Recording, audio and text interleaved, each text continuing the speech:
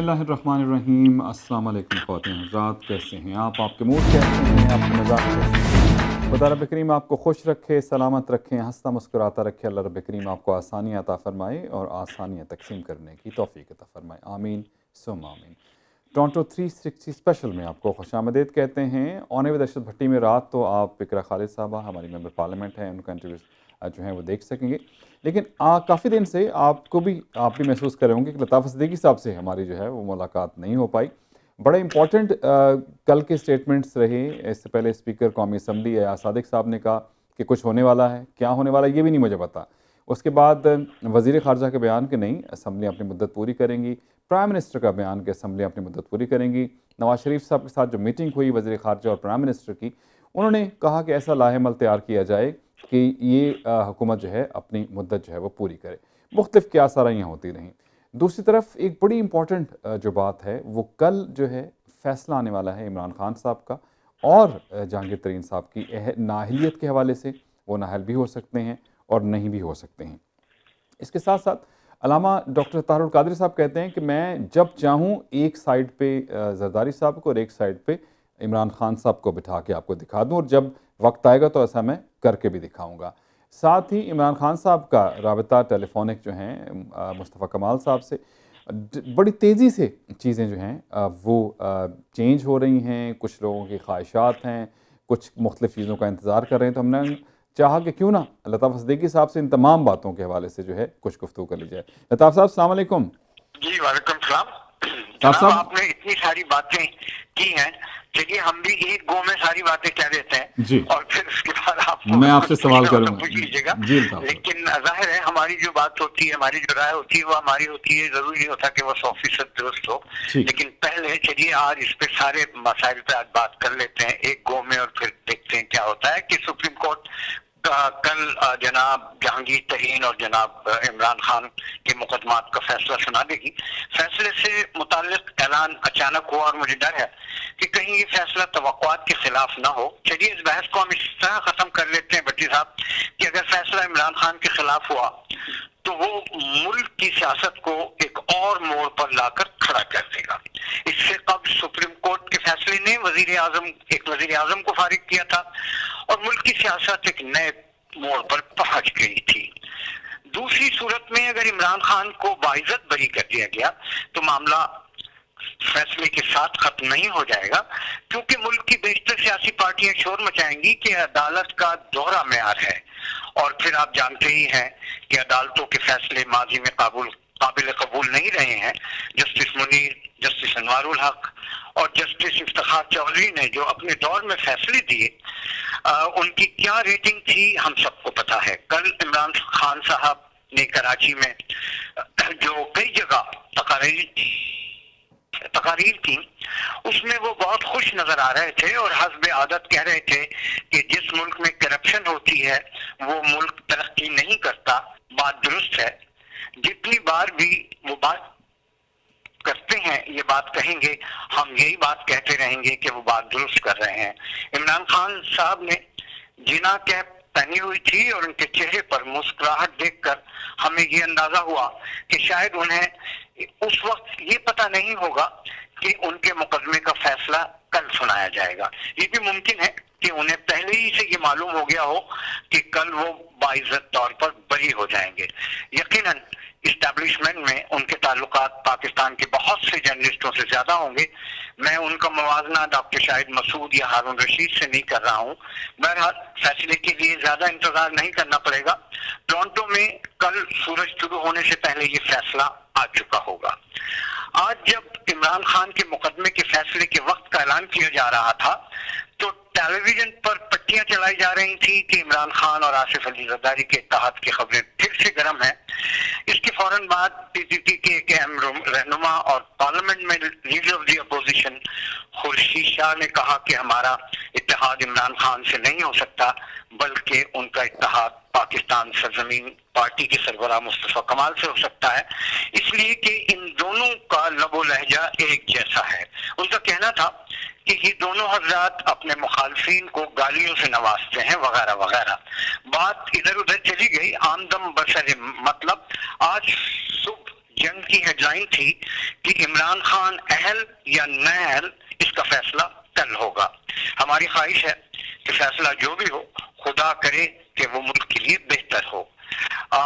आज हम थोड़ी सी बात आपके जो है कल जो नेशनल असेंबली के स्पीकर ने बात की थी उस पर हम जरूर बात करेंगे, लेकिन आज थोड़ा सा इस बात पे जरूर फैसला कर लें कि हम जहां कहीं भी जाते हैं, जिस महफिल में भी जाते हैं, वहां दुआ सलाम हो या ना हो, ये जरूर पूछा जाता है कि क्या पाकिस्तान में इलेक्शन होंगे, क्या नवाज शरीफ फिर वजीर आजम बन जाएंगे, वगैरह वगैरह।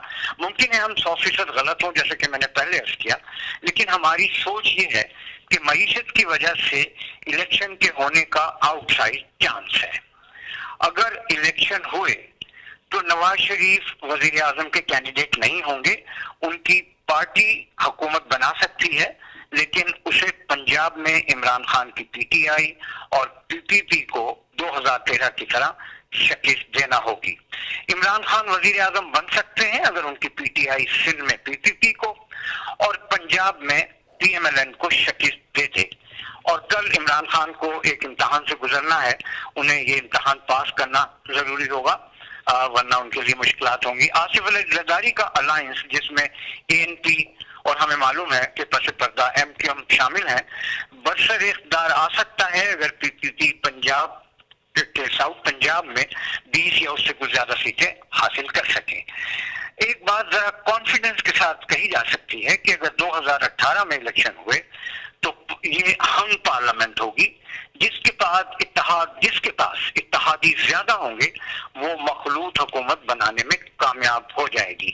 और भट्टी साहब, आपकी आखिरी बात जो आपने नेशनल असेंबली के हवाले से बात की है कि उसके स्पीकर अयाज सादिक साहब ने कल कहा था कि उन्हें ऐसा लगता है कि जैसे उनकी पार्लियामेंट जो है, ये मौजूदा पार्लियामेंट जो है अपनी मुद्दत पूरी नहीं करेगी। आज उन्होंने कहा कि कल उन्हें इस किस्म की खुशबू आई थी, लेकिन अब मामला ठीक हो गए हैं। और इसी तरह कुछ अखबारात में ये भी लिखा था और वहां से खबरें आई थी कि नवाज शरीफ साहब ने अपना दौरा पाकिस्तान वापसी का जो प्लान था उसको फिर से चेंज किया है, लेकिन वो आज सारी खबरें गलत साबित हुई और नेशनल असेंबली के स्पीकर साहब ने भी कह दिया कि ऐसा नहीं होने वाला था। लेकिन अब सवाल ये पैदा होता है कि ऐसा क्या होने वाला था? क्या मिलिट्री टेक ओवर करना चाहती थी, या फिर किस ताकत ने ये उनको कहा कि नहीं आप टेक ओवर नहीं कर सकते, वगैरह वगैरह। तो ये सारी बातें अभी भी जो है सबकी डेस्क पे पड़ी हुई हैं, ये बातें सब खत्म नहीं हो गई हैं, लेकिन इस बात का इम्कान बहरहाल है कि एक ना एक, और हम भी बार बार ये कहते रहे कि एक दफा पाकिस्तान की आर्मी शायद पाकिस्तान को बचाने के बहाने एक मर्तबा बरसर इक़्तिदार जरूर आएगी। और इसके साथ साथ हमने ये भी कहा है कि अगर ऐसा हुआ तो ये पाकिस्तान के हक में अच्छा नहीं होगा और वगैरह वगैरह। और ये जाहिर है ये सारे मुश्किल सवाल जरूर हैं, लेकिन ये बातें अपनी जगह मौजूद हैं। ठीक, अताफ साहब अभी चलें स्पीकर साहब की बात से बात कर लेते हैं, क्योंकि आज कुछ बेहतर चीज़ें हो गई। लेकिन आपको क्या लगता है कि क्या वाकई उनको कोई खुशबू आई या प्लान के तहत ये बयान दिया गया है? क्योंकि बहुत से लोगों के बारे में कहा जा रहा है, शेख रशीद साहब जैसे रोज़ बात करते हैं कि जी 20 हो गए, 25, 30, 35 हो गए, क्या लोगों को कॉशन कर रहे हैं कि पता नहीं क्या होने वाला है, कि अगर कुछ हो जाए तो देखें जी प्री एम्प्ट हमने कर लिया था, या वाकई उनको कोई ऐसी चीज़ लगी है कि वो जो ताकतें हैं जो बिल्कुल नज़र नहीं आती हैं वो अपना कोई काम उन्होंने शुरू कर दिया हो? एक बात तो आप अगर माजी में उठा के देखें, चाहे मुशर्रफ साहब हों या ज़ियाउल हक साहब हों, तो मैं अयूब खान के ज़माने की बात तो नहीं कह सकता, इसलिए कि मैं तो उस ज़माने में तालिब इल्म था, जर्नलिस्ट था नहीं था, उस ज़माने में क्या होता होगा। लेकिन इन दो के जब कू हुए तो मैं ये बात अच्छी तरह जानता हूँ कि स्टेट डिपार्टमेंट से तो इजाज़त लेनी पड़ती है ना, चाहे वो मुशर्रफ साहब, आपको याद होगा कि जब मुशर्रफ का coup हुआ तो कभी नवाज शरीफ का आदमी टेलीविजन पे आ जाते थे और कभी आर्मी के और वगैरह वगैरह खेल तमाशा हो रहा था। तो आखिरकार स्टेट डिपार्टमेंट से जनरल अजीज साहब ने उनके एम्बेसडर से पूछा, तो उन्होंने कहा कि जनाब नवाज शरीफ ने जेंटलमैन एग्रीमेंट तोड़ा है, और फिर आपको पता है 111 ब्रिगेड प्राइम मिनिस्टर की तरफ, प्राइम मिनिस्टर हाउस की तरफ रवाना हो गया। और वहाँ जो सोल्जर थे, अफसरान थे, उन्होंने कहा कि सर हम आप आ गए हैं। बाकी का सारा किस्सा आपको पता ही है। तो मुमकिन है कि वहाँ से इजाजत न मिली हो, और जब ये बात स्पीकर को, नेशनल असेंबली के स्पीकर को पता चल रही होगी ये बात हो रही है और शायद ये टेक ओवर कर लेंगे, तो ये तय सारा यही है। तो मुमकिन है उन्होंने ये कहा हो कि उन्हें ऐसा लग रहा है। लताफ साहब, ये हर दफ़ा क्यों उनके ऊपर ये बात जाती है? कई दफ़ा जो हैं आर्मी चीफ ये बात कर चुके हैं, क्लियरली कर चुके हैं कि हम आइन और हुकूमत के साथ हैं, उसके बावजूद क्यों उन पे शक बार बार किया जाता है? ये तो अगर आप देखें 5 जुलाई 1977 को जब टेकोर हुआ था, तो ज़िया-उल-हक साहब ने 24 घंटे पहले ये कहा था कि नहीं, भुट्टो साहब की कानूनी हुकूमत है और हम उसका तहफ़्फ़ुज़ करेंगे। इसी तरह मुशर्रफ साहब ने भी बहुत सारी बातें की थी, और कल जो है आर्मी चीफ ने एक लाइन क्रॉस की थी, तो उससे भी लोगों को ये अंदाजा हो गया था, जो कानून को समझते हैं, दस्तूर को समझते हैं और आर्मी जनरलों को लबो-लहजा समझते हैं। उन्होंने कहा था कि फाटा के मर्जर पे आर्मी पूरी तरह सपोर्ट करना चाहती है। तो आर्मी कौन से कानून के तहत पार्लियामेंट की डिबेट में बीच में ये कह सकती है कि हम मर्जर को सपोर्ट करते हैं? तो ये तो अनकॉन्स्टिट्यूशनल बात है ना। ये तो आर्मी चीफ का डोमेन नहीं है, आर्मी चीफ का की राइडिंग नहीं है, ये उसका इलाका नहीं है जहां वो बात कर सके। और उनको ये नहीं देना चाहिए था। तो इन तमाम इस लबो लहजे से और इस बात के करने से ये बात तो सभी कर रहे थे कि ये आर्मी चीफ का हक नहीं है कि वो ये कहें कि फाटा के मर्जर की मुखालफत करें या उसकी हिमायत करें।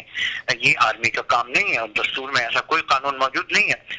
लेकिन जब ये बातें सारी सामने नजर आई तो पाकिस्तान में एक अजीब सी भगदड़ मच गई थी, और ये लग रहा था कि शायद अगले 24 घंटे में जर्नलिस्ट भी अखबार वालों भी रात भर ये जरूर सोचा होगा डेडलाइन तय करने से पहले कि भाई शहर की क्या खबर है। तो ये होता है न्यूज रूम में, अक्सर यही होता है कि अगर कोई चीज होने वाली होती है तो रात को 12 साढ़े 12 बजे एडिटर तो न्यूज रूम में आगे बैठ जाता है। उसने कहा तो यहाँ तुम बताओ।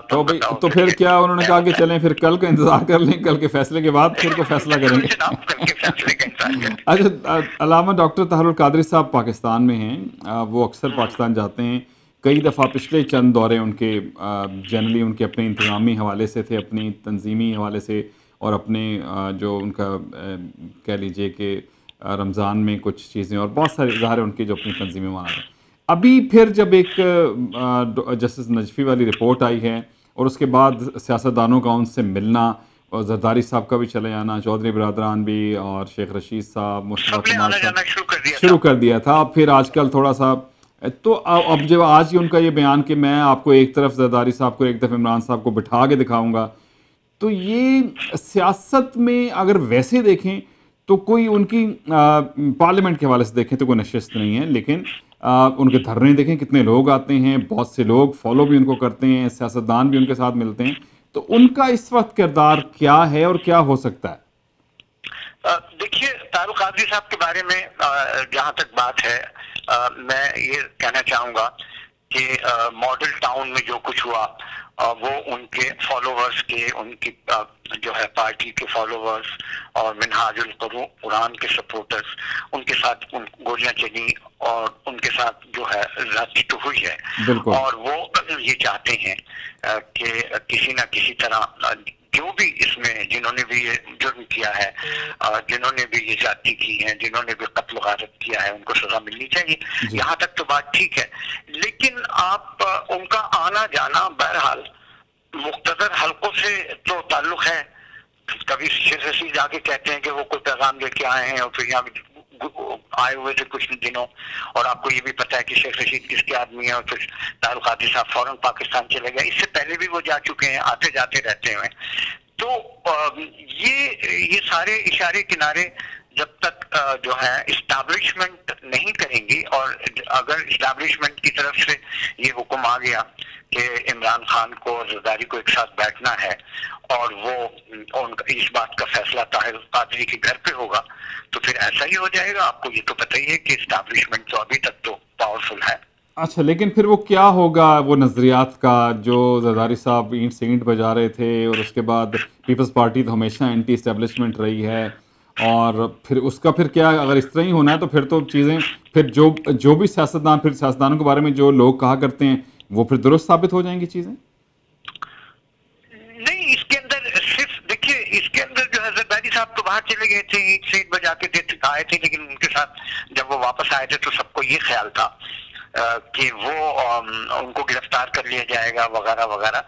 लेकिन पाकिस्तान की इस्टेब्लिशमेंट के ऊपर भी तो एक इस्टेब्लिशमेंट बैठी है ना, जो हमारी माली जरूरियात को पूरा करती है, उनकी भी तो कोई से है। हमारे मिलिट्री के जितने ऑफिसर्स हैं उनकी भी तो कहीं ट्रेनिंग होती है, उनके भी तो अपने आदमी हैं, इंटरनेशनल एस्टेब्लिशमेंट स्टेक होल्डर हैं। तो जरदारी साहब क्या पता किसकी पर्ची लेके आ गए हों कि उन्हें कुछ नहीं कहा जाएगा। और इसी तरह बहुत सारी चीजें पाकिस्तान में स्टेक होल्डर्स बहुत ज्यादा है, खाली इस्टेब्लिशमेंट ही नहीं है वगैरह, बहुत सारी चीजें। आपको पता है कि आपको याद होगा कि जरदारी साहब को किसी ने तो कहा था ना कि मिलिट्री टेक ओवर करने वाली है, वो जल्दी से उन्होंने कहा कि मुझे हार्ट अटैक होने वाला है, और एक स्पेशल प्लेन से दुबई चले गए। और फिर 6-7 दिन के बाद जो पाकिस्तान के हाई कमिश्नर थे वाजिद शमशेर हसन साहब, उन्होंने फिर कह दिया कि जनाब जो है जरदारी साहब वापस आ रहे हैं। तो खेल तो लंदन, वाशिंगटन, इस्लामाबाद, इनको आप अलग अलग करके नहीं देख सकते ना। तो सारी चीजों को जब देखना पड़ता है तो फिर उसके अंदर अंडर करंट क्या हो रहा है, बिहाइंड द सीन क्या हो रहा है। अब आप देखिए नवाज शरीफ साहब के बारे में रोज ये खबरें आती हैं कि जी वो लंदन से नहीं आएंगे, और लगता ऐसा है कि शायद नहीं आएंगे, फिर नहीं वो तो आएंगे, वो तो जेल जाने के लिए तैयार हैं। तो कोई तो ताकतें हैं जो इन सबको गाइडलाइन दे रही है, इसलिए कि जीएचक्यू जरूर है। आपने लताफत का रास्ता वहीं जाता है, वहीं से जाता है, तो सियासतदान भी रावलपिंडी की चक्कर काटते हैं, इसमें कोई शक की बात ही नहीं है। लेकिन सिर्फ रावलपिंडी ही नहीं है। ठीक है, बिल्कुल सही बात है। अच्छा, अब आपने नवाज शरीफ साहब की बात कर दी, थोड़ा सा इस पर मैं आपसे बात कर लूँ कि बहुत एग्रेसिव थे, और लेकिन इनकी एग्रेसिवनेस के साथ साथ मरीम नवाज साहबा की ट्वीट जो हैं वो रेगुलरली आया करती थी। लेकिन अभी नवाज शरीफ साहब का भी वो एग्रेशन पिछले कुछ 4-5-7 दिनों में थोड़ा सा कम नज़र आता है, ट्वीट्स भी नहीं आ रही हैं। और फिर पहले भी चीफ मिनिस्टर पंजाब और प्राइम मिनिस्टर गए थे उनके पास, कहा के समझाने गए हैं, अब फिर गए हैं 1 दिन के लिए, प्राइम मिनिस्टर वापस भी आ गए हैं, और चीफ मिनिस्टर शायद 2 दिन वहाँ रहेंगे, और नवाज शरीफ साहब भी शायद संडे को वापस आ जाएंगे। तो स्ट्रेटेजी नून लीग भी चेंज कर रही है कोई अपनी, या उनकी भी कुछ? देखिए 2 चीजें होती हैं। एक तो पाकिस्तान में अगर आप कहते हैं स्टेबल कंडीशन, पॉलिटिकल स्टेबिलिटी की बात करते हैं। दूसरी तरफ अब अगर आप देखते हैं तो कहते हैं यार सिचुएशन बड़ी वॉलेटाइल है, अनसर्टेनिटी है। तो आप अनसर्टेनिटी का अंदाजा इस तरह लगा लें कि आपको पता है कि पाकिस्तान की सारी सियासत जो है मईशत की भी घूमेगी। और आपने गुज़िश्ता हफ्ते देखा कि डॉलर की जो सूरत हाल है, जो आपके टेलीविजन में देखा आपने कि वो जानवरों के साथ, परिंदों के साथ उन्होंने डॉलर उड़ाए और कहा कि अमेरिकन डॉलर को तो पर लग गए हैं और रुपए का ये होगा। तो वो सिचुएशन इतनी वॉलेटाइल थी, अनसर्टन हो गई थी, और किसी को समझ में नहीं आ रहा था, और वो सिचुएशन अभी भी है। तो यकीनी तौर पर नवाज शरीफ साहब भी तो इस सिचुएशन को मॉनिटर कर रहे होंगे कि इकोनॉमी के असरात पॉलिटिक्स पे क्या होते हैं, पॉलिटिक्स का। और उनको भी तो पता होगा कि अगर कोई जीएचक्यू का मूव होगा कि मिलिट्री टेक ओवर करेगी, या कोई फैसला कहीं से आने वाला है, या कोई बड़ा काम होने वाला है, या कोई एडवेंचर होने वाला है, तो वो भी तो मॉनिटर कर रहे होंगे। लेकिन नवाज शरीफ ने तो फिर आज वाज़े तौर पर उस बात का उन्होंने जिक्र भी किया कि मुल्क के माशी हालात इस कदर खराब हो गए हैं, और जब जुडिशरी के ऐसे वैसे फैसले होते हैं तो उससे पॉलिटिकल अनसर्टेनिटी बढ़ती है, और पॉलिटिकल अनसर्टेनिटी से इकोनॉमिक इनस्टेबिलिटी हो जाती है वगैरह वगैरह। तो उन्होंने तो आज ये बयान तो दिया है, लेकिन जैसे ही कल तो नहीं दिया उन्होंने, आज जब उनको ये नजर आया कि शायद कोई कंडीशन बेहतर हुई हैं, तो उन्होंने लंदन में आज एक बयान जारी कर दिया। मैंने खुद उनका स्पोकन वो सुने हैं। ठीक, तो ये बात है। ताज साहब, एक लास्ट में इमरान खान साहब का जो फैसला कल जो आएगा, उसका कोई भी फैसला आए, क्या उनके हक में आए या उनके मुखालफत में, आपको लगता है कोई चेंज ज्यादा सियासी तौर पे आ सकता है? मतलब कोई जाहिर है कोई एक एडवांटेज ले सकता है कि वो भी एक नया मोड़ होगा, इसलिए कि आप फिर मरियम के ट्वीट भी देखेंगी, और और फिर ये भी देखना पड़ेगा आपको कि पीपल्स पार्टी कैसे इस फैसले को नवाज शरीफ, देखिए ना, अगर तो इमरान खान डिस्क्वालीफाई हो गए तो चलो फिर भी इमरान खान को तो चांस तो रहेगा कि वो रिव्यू पिटीशन में जाएं वगैरह वगैरह। और आपको ये पता है कि नवाज शरीफ की पार्टी का जो रद्देमल होगा वो तो ठीक होगा, लेकिन अगर उनको डिस्क्वालीफाई न किया गया तो ये तो तैयारी पकड़े बैठे हैं। उनके पास तो जो है नवाज शरीफ की पार्टी के पास तो कहते हैं कि 29 के करीब है जर्नलिस्ट जो स्टेटमेंट लिखेंगे। फिर वो स्टेटमेंट क्या लिखेंगे, वो डायलॉग लिखेंगे और लिख चुके हैं माजी में। और आजकल तो हर आदमी शेर व शायरी भी कर रहा है। आज अदालतें शेर व शायरी कर रहे हैं तो बंदा क्या करे, अदालतों में शेर व शायरी होती है। तो इसके साथ साथ सबसे इम्पोर्टेंट बात ये होगी कि पीपल्स पार्टी कैसे रिएक्ट करती है। अगर पीपल्स पार्टी ने भी जुडिशरी को क्रिटिसाइज किया तो फिर मामला कहीं और जाएंगे और फिर कैसे होगा। फिर जुडिशरी का कल बहुत बड़ा इम्तहान है। और अगर फर्ज कीजिए आपने इमरान खान को बिल्कुल क्लीन चिट दे दी कि जी वो बेकसूर हैं, और फिर आके मिलिट्री टेक ओवर करे या मिलिट्री कोई हुकूमत बनाना शुरू करे, टेक्नोक्रेट्स की बनाने का सोचे, तो फिर फैसला कोर्ट में जाएगा। तो कोर्ट ने अगर फिर जो है फिर एस्टैब्लिशमेंट का साथ दिया तो अवाम कैसे रद्देमल क्या शो करेंगे। आपने कल मुल्तान में देखा कि एक जुडिशियल कॉम्प्लेक्स के साथ क्या हुआ। तो सड़कों पे जो है वो बड़ी गर्मा गर्मी है। इन सारी चीजों को समझना रखता है। कल को अगर जुडिशरी के फैसले इसी तरह होते रहे जो अवाम की तवक्कुआत या उमंगों के मुताबिक ना हो, या एक्सेप्टेबल ना हो, या कॉन्ट्रोवर्शियल ना हो, तो ये इन सारे फैसलों का नतीजा जो है आप नहीं समझते कि गनों का रुख फिर जजिस की तरफ होगा। बिल्कुल ठीक, right sir, thank you very much Lataf sahab, और इंतजार करते हैं सुबह का, तो मंडे आपसे फिर बात करते हैं। बहुत शुक्रिया आपका, थैंक यू जी जनाब। लताफ सिद्दीकी साहब कैनेडियन नेशन न्यूज़ के चीफ एडिटर हमारे साथ मौजूद थे। फैसले बहुत आए पाकिस्तान में और एक से एक बड़ा फैसला आया। हैरान कौन चीज़ें भी आती रहीं, जो लोग एक्सपेक्ट नहीं करते हैं वो भी हो जाता है। और ज़िंदगी में भी इंसान के बहुत दफ़ा ऐसा होता है कि आप जो सोच रहे होते हैं वैसा नहीं होता है, लेकिन आपको तो चलना ही है आगे। इमरान खान साहब के हक़ में फ़ैसला है या उनकी मुखालफत में, चीज़ें तो चलती रहती हैं।